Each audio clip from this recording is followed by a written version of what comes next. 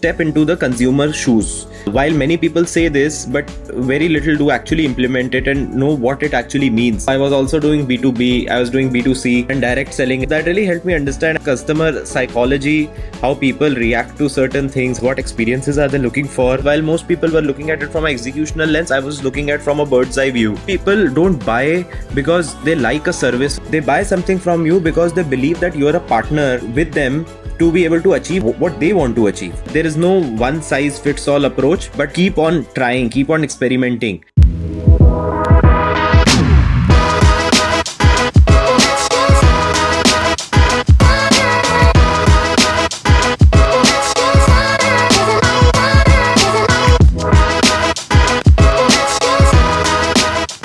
Hey there, welcome to Marketing Mavericks with Indiefolio. This conversation features Aaryan Kapur, who is a seasoned marketer who comes with over a decade worth of experience. He started as an event manager in Delhi and since then transitioned into moving into UAE and leading marketing efforts for Aster, a healthcare company. We unpack many insights for folks who want to be marketers, really understanding how career progression happens, and a lot more. Thanks a lot for your time, Aryan, and welcome to the podcast. Hey Kavan, thank you so much for having me. This has been, a long time in the making. So I'm glad that, we are finally here. Aryan, I think a lot of marketers would love to be in your shoes, having, worked with some large companies, heading marketing for some, digital platforms yourself, moving cities, and really winning many awards, right? I think you've done it all. But I want to take you back to your time in Delhi. I believe you essentially were in DPS, and then you had a fair bit of experiences earlier on. So I wanted to understand. Can you take us back to your time in school and college? When is it that you realize that you want to actually build a career in marketing? Yeah, sure, man. So I think that's a very interesting question because hardly you think you go back in the day. So I never thought that, I'll get into marketing when I was in school, actually. But when I was in school in DPS, Mathura Road, it's basically a very strong culture of organizing events and all, right? So I knew pretty much that within school only I had started organizing events. So I knew that was sort of my calling. And even after my school, when I went to college, I continued with organizing events and all.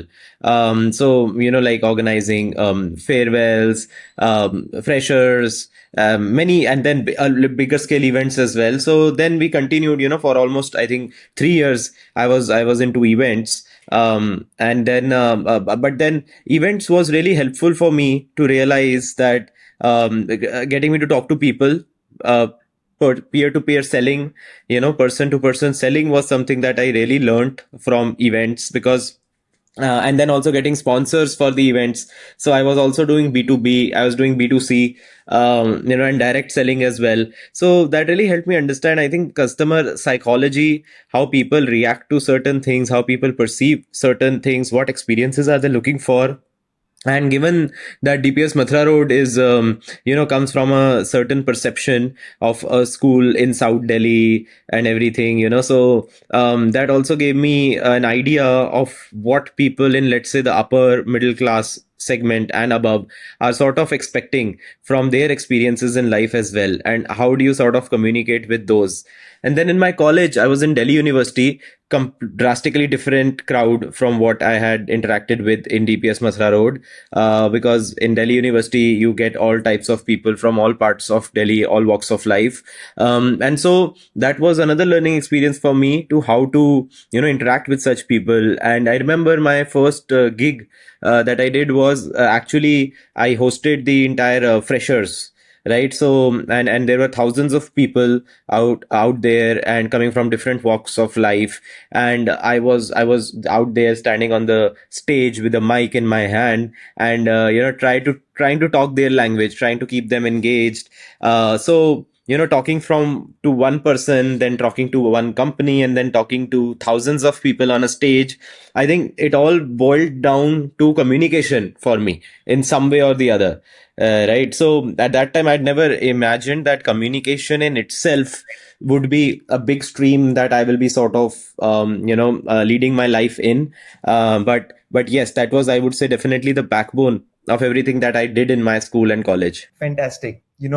I so relate to this because when I was in my school, I also was part of my school festival, and that's the first time I tasted working on a creative project and getting people together.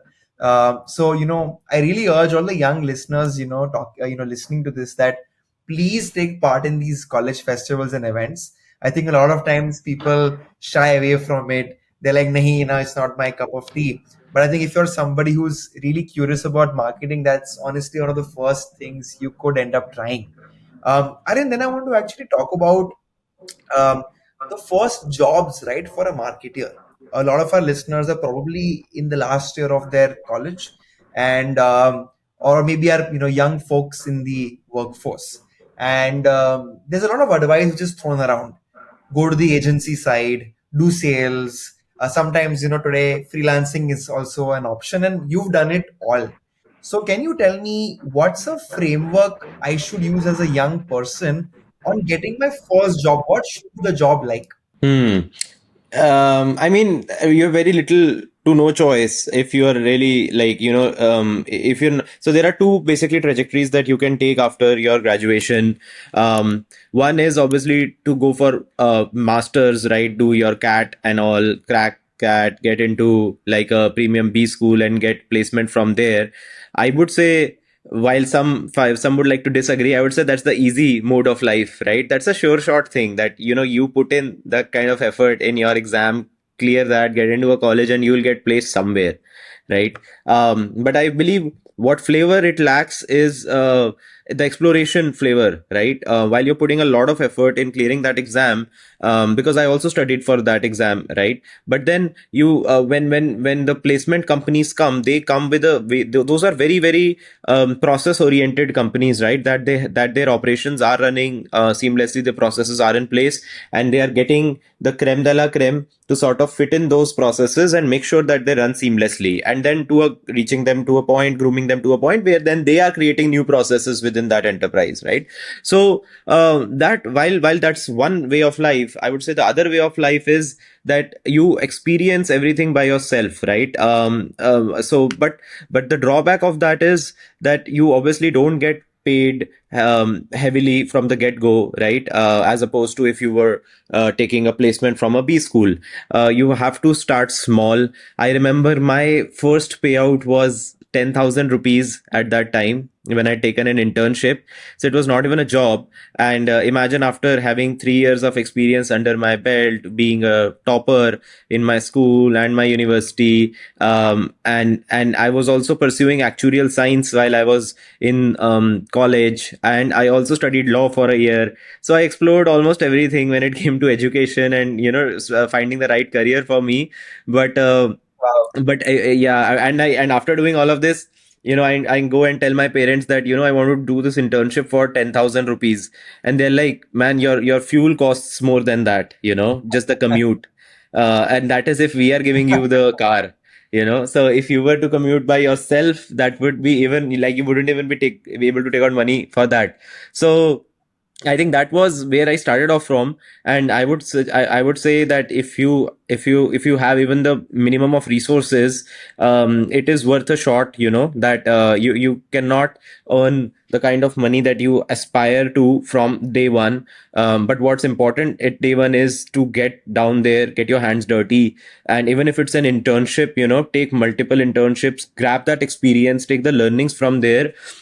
It's okay to be a top, but you would say maybe this internship is too below me and I deserve much more than that. But it's okay to be a top performer in that internship, because that's where you'll see how small businesses are actually growing as well, how their day-to-day revenue cycles are working, and that will sort of give you the accountability to set up processes and set up businesses in the future as well, even for bigger corporations. Absolutely. Um, Now, jumping from expertise, specialization. Let's talk a little bit about what happened when I think you were in Google in NCR, and then you decided to kind of make a jump out of the country in itself. I believe in Kuwait, where you're working with a very interesting company. How Yeah. a lot of people, have aspiration to have global roles, work in global companies and market to other people. What was your story? How did you end up kind of taking that decision? And if you want to advise anybody who has aspirations to follow suit, what's the best way to kind of successfully transition your career to a new country? Yeah, sure. So those are two questions, and maybe I'll try to connect them. But the main sense for me, based on my experience, I never intended to leave India as such, right? I was working. I got this job after 8 rounds of interview, right? So it was pretty strenuous. But because I did not see digital marketing as a separate industry, I just, when I was marketing for events, I just saw it as a tool to market my events and to sell passes for those events, right? And reach out to people at scale. So for me, it was a mere tool to reach out to people with a personalized communication at scale, which it still is. So whatever helps me achieve this target is my go-to tools, right? Even at this point in time. So cracking those 8 rounds of interview was not a challenge for me, because while most people were looking at it from an executional lens, I was looking at from a bird's eye view, right? So after doing that, and this was the first time that they had set up an entire process outside of Silicon Valley in India, and we were one of the first batches that was trained on that, and then we were training batches further as well. So I realized that having working with large customer sale clients with massive budgets, I was only limited to advise them on Google products, right? Because I was working for them. But as a marketer, from where I actually stemmed into digital marketing, and what I just told you, that for me it is a tool, and to reach out to the masses. So I felt quite handicapped in not being able to advise those businesses as to what else they could do, right? Maybe Meta has a better ad suite. Maybe they should run Bing ads for this specific use case or industry. Maybe they should look at SEO, improving their SEO. But I could not advise any of that, right? I was limited with by my scope. And in bigger companies, that is also one thing that in my first question that I slightly touched based on, you're limited by processes and your role as well, right? So I realized that in my current role, and I felt again a dissatisfaction that despite achieving what everybody aspires to achieve, I'm still not satisfied. So what is it next for me? And then I decided to, I saw influencer marketing coming up as a very strong area, and this is about 10 years ago. So I thought, okay, let me build my own influencer marketing company or agency, right?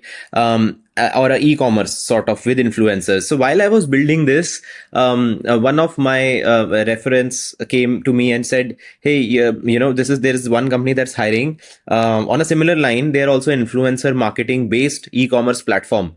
Would you want to explore them? Let's have a call."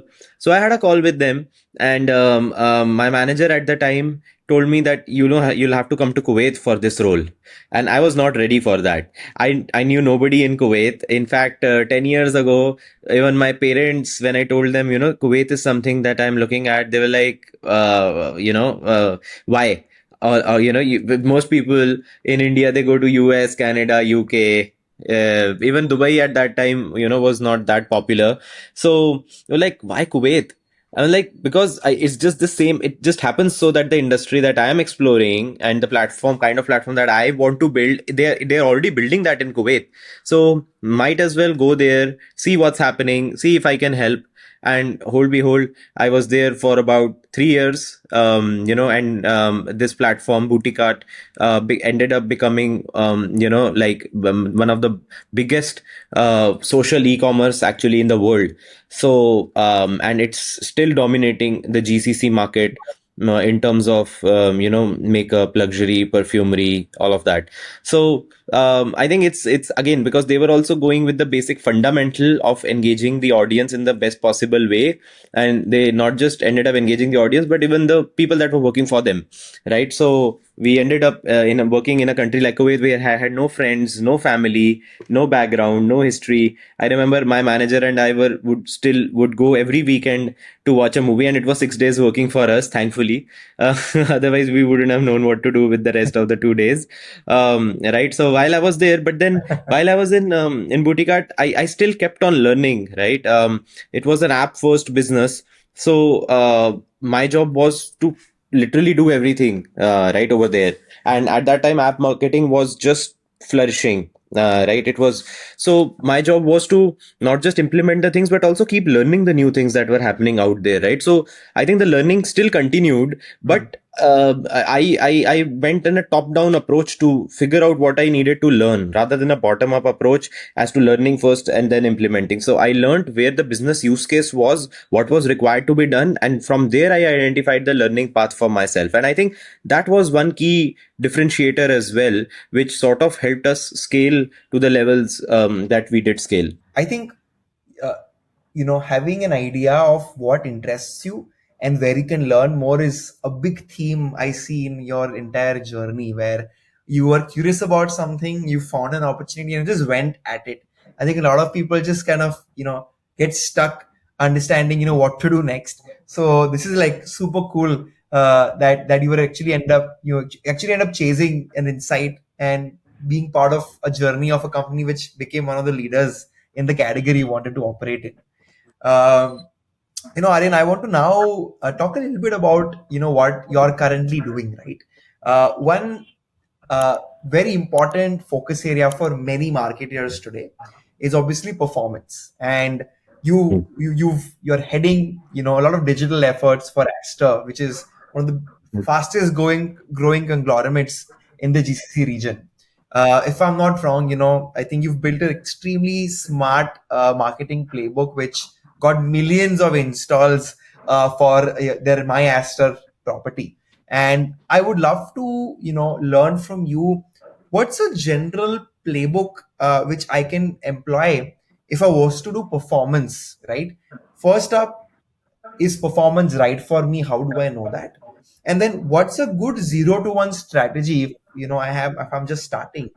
How can I employ performance marketing as a channel? If you could give your expert advice and do a performance marketing 101, that'll be awesome. And examples of my Yeah. Aster and how you employed those strategies there would be. Yeah, yeah, no, absolutely. So I think I would want to not just limit the answer to performance, because had you asked me this question maybe 5 years ago, I would have answered it keeping it limited to, let's say, performance marketing, right? But as you already have identified my theme that I constantly keep on learning and evolving. So I have now evolved to a stage, Right. and which is also something that I implemented for my Aster and some of the other firms also that I worked for, is to step into the consumer shoes, right? While many people say this, but very little do actually implement it and know what it actually means, right? So what it really means is that if, in your day-to-day life, you need to start living your company that you want to sell, right? So if I want to sell, let's say, healthcare, what is it that a customer journey or a patient journey would look like in order to consume healthcare, right? So if I were to fall ill, uh, where would I search for? What would I search for? What would be my first instance be? Right? Creating that entire little by little touch Hmm. point. What comes in my head as the first thought? Who do I talk to? Right? Even if it's my wife, even if I'm calling my mother, and she's giving me some suggestions based on what. So that person yourself, who is the actual patient or the customer, and the people surrounding them as well, is the next stage, right? What are these people? Who are these people? How are they getting their knowledge from, and what are they suggesting? And then basically going with tailored communication to each of them, to be able to be a part of that journey, right? Rather than trying to just sell something, because most people don't buy because they like a service or something. They buy something from you because they believe that you are a partner with them, to be able to achieve what they want to achieve, right? So never a consumer, when you're paying money for something, you Mm. think that I'm helping this business. Do you ever think that, right? Like if you buy something from Amazon, do you think I'm Mm. helping Amazon? Do you think so? So why is it that when Amazon says, Amazon never, that's why they will never say that, buy this from us. They will give you control. They will be part of a part of your journey. So I think that is what I always want to implement, Yeah. and that also sort of reflects in performance marketing as well. So I would want to first obviously identify and Mm. evaluate if performance marketing is even the right channel for what I'm looking to achieve for my company. And then secondly, for the consumer journey, does it really fit in, Mm. right? So imagine if somebody is suffering right now health wise, would they really be on Meta, scrolling Instagram and waiting for an ad to pop up just so that they can click on it and fix their health? Not necessarily, right? They would perhaps be calling some relatives. They'll be maybe searching on Google for solutions. So that's where I have to be now. If it's through a performance marketing channel, if it's through organic SEO, if it now people are searching on chat GPTs, so if it's optimizing, which we call now generative engine Mm. optimization, if it's geo optimization, or now Reddit, Quora and all is picking up as well. So if I were to go a step back in their journey, and now they are in the, let's say they're not suffering as of now, but they are in a consideration stage. So do I need to be present on platforms like Reddit and Quora is something Mm. that I need to ask myself, right? So I think the more questions a marketer asks before jumping head down into a strategy, the better hypothesis they'll be able to make, to be able to actually justify the data and insights that they gather from their efforts. So linking those data and insights with the hypothesis and seeing which Right. one is actually coming true will help you devise the final strategy. Awesome. Awesome. I think there's so much to kind of unpack there. But I think getting your hands dirty is the best way. Often action leads to insight.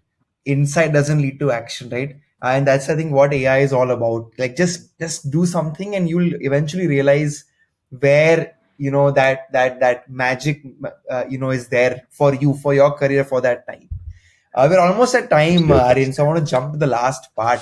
Um, as a parting thought, if I'm listening to this as a young marketer and I want to become a marketing leader one day, uh, for the next 12 months, what do you think I should double down on? Hmm.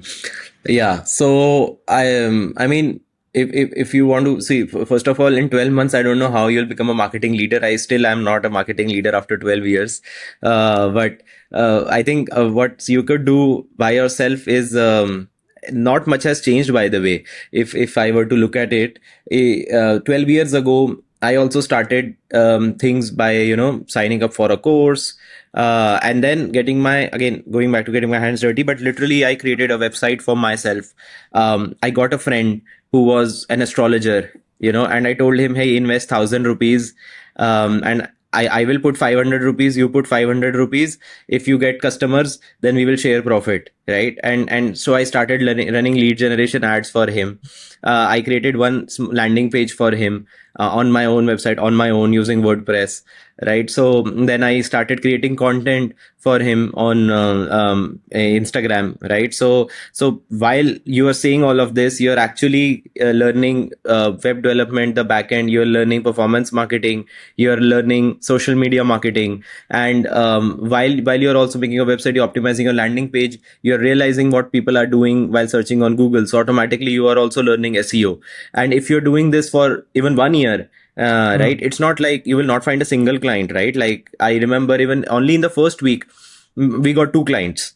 So we made our money back, right? We earned 500 rupees from each client, and within 1 week we made our money back. So but the learning that I and the confidence that I got from that Wow. was immense, right? And if I still think about it, 12 years ago, right, this happened. But it is much applicable in today's day and age as well. Today as well, like somebody can reach out to you and tell you, hey, come on, whatever you're doing, I'll get some more clients for you, right? Let me run your ads. I will invest 50%, and you like take care of the rest. So stuff like that, right? So I think for a marketer, it's very important to start small. The small wins count, because marketing is an ever evolving. It's the most subjective industry there is out there, right? So whatever you are saying right now, if you're sitting in a room of people, even non-marketers have so much opinion, right, on marketing, which is not the case when it comes to, let's say, finance or legal or human resources as such, because over there are clear defined frameworks. It's Correct. mostly numbers at the end, but marketing is the most subjective field, I'd say.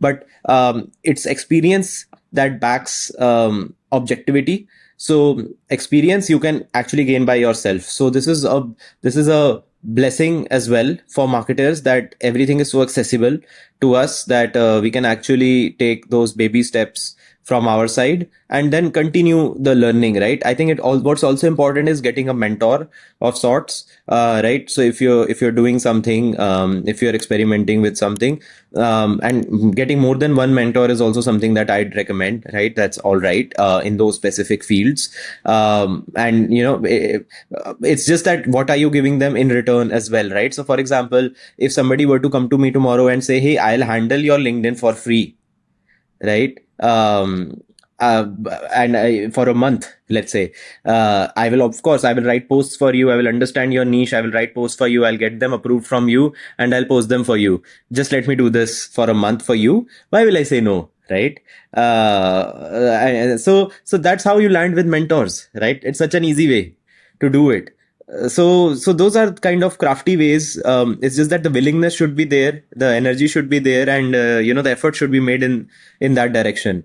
Fantastic. I think once again, I think lead by curiosity, get hands on, learn, do free work, and just just execute, right? Is what I learn a lot. And I clearly see you value that more than just, I think, obligated learning. So thank you so much, Aryan. That's our time. I hope you enjoyed the conversation. I did, Kavan. It was a pleasure. Thank you so much, and I'm glad this finally happened. Absolutely, pleasure was all mine. And I think it was worth all the effort to get you here. I had a great time. For everybody who's, tuned in, thank you so much for staying till the end.